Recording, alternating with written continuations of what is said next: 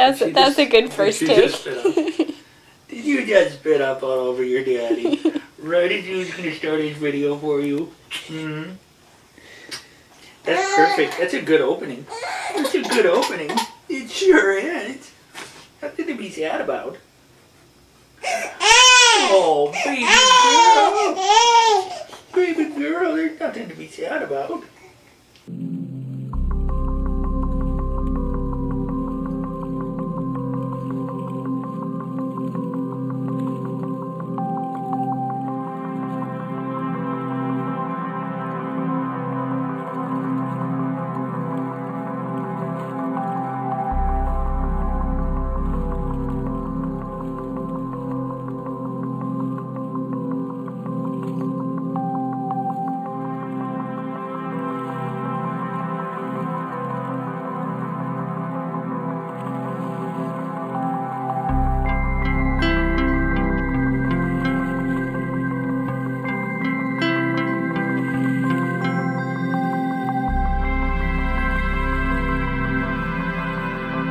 When I was diagnosed, you know, the first thoughts that go through my head are, my daughter will never know me, right?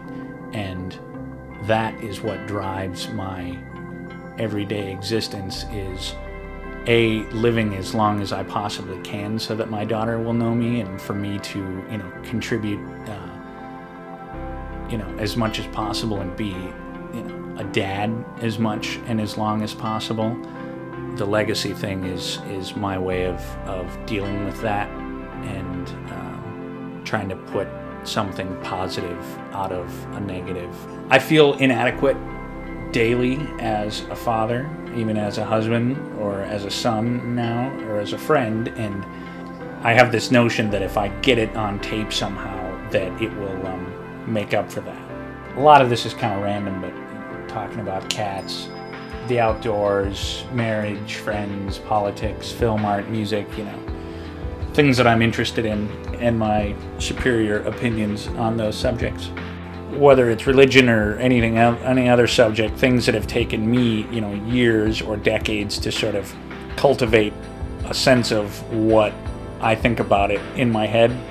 How can I possibly put that to words in, you know, 10 minutes or an hour even, right? Without just boring the pants off of whoever's watching it.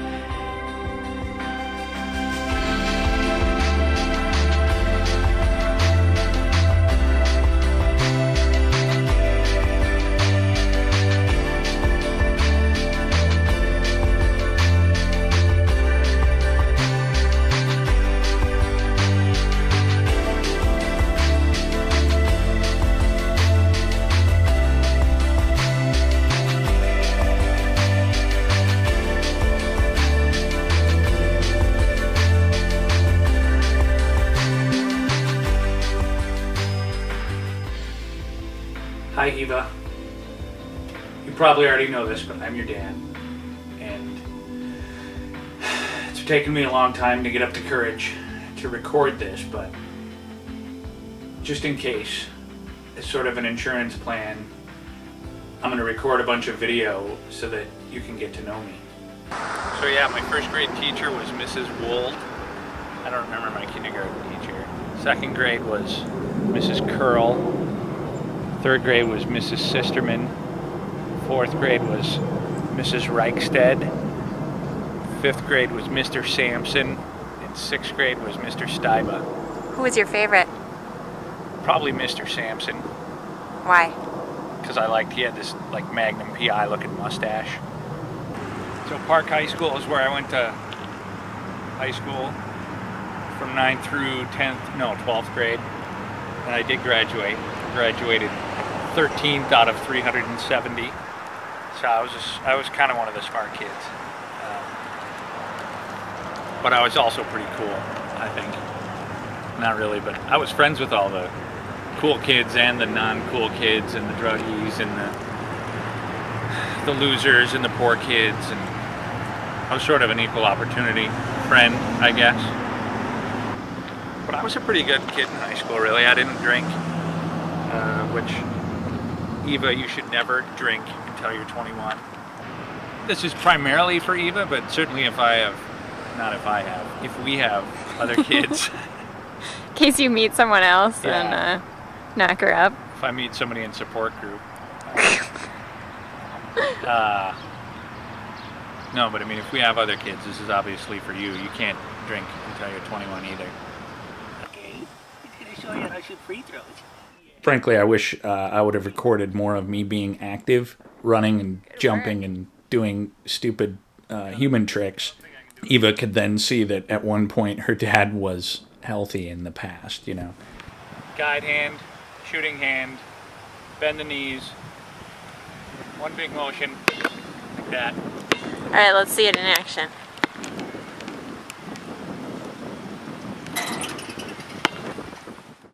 I wish that I had recorded more of me in front of the camera just so that she would see and recognize me and know me a bit more that way.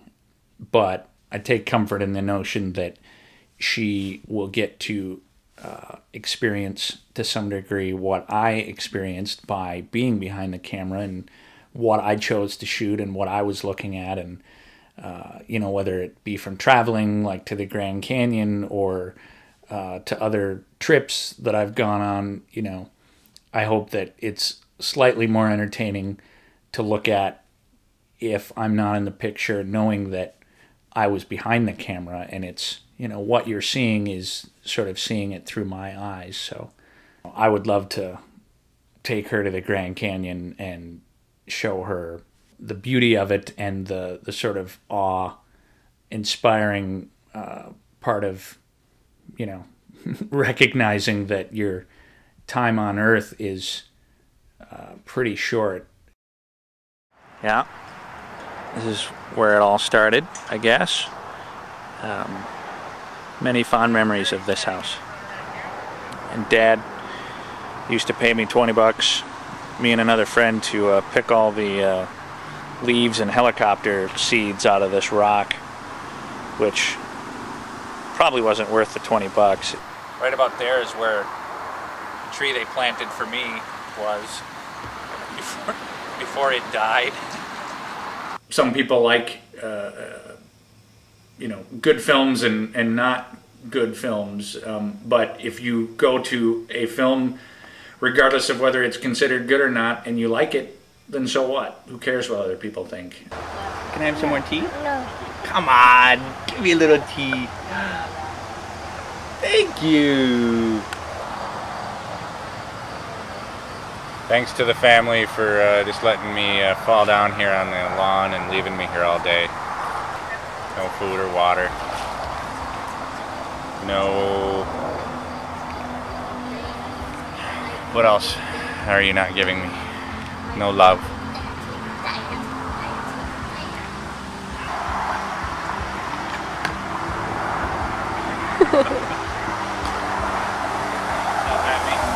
Something profound. This is the dawning of the age of Aquarius. I don't know the rest of them.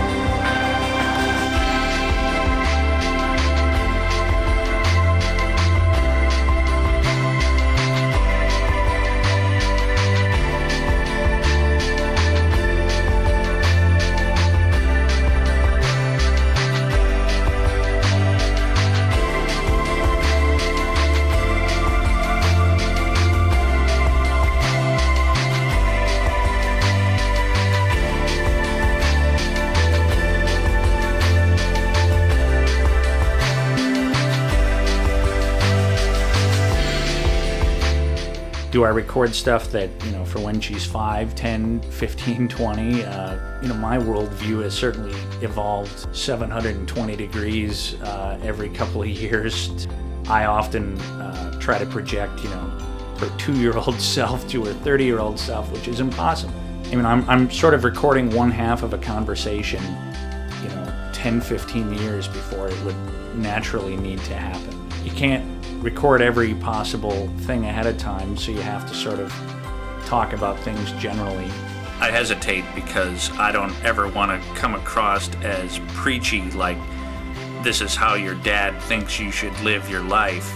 I want her to go out and discover things on her own as much as possible, and I see my job as a parent to instill confidence and open-mindedness to just go out and discover the world and do what it is she wants to do.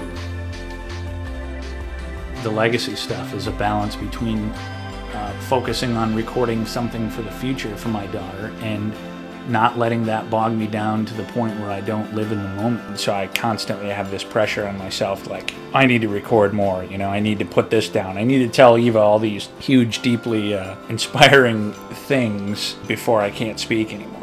I don't want to take a video camera wherever I go because I'm afraid of not catching the perfect moment on video. I want to be fully present in those moments as well. To me, the real tragedy would be, for my life, would be if people saw my life as a tragedy. If I didn't have ALS, I would consider myself on the best path to the future I can imagine.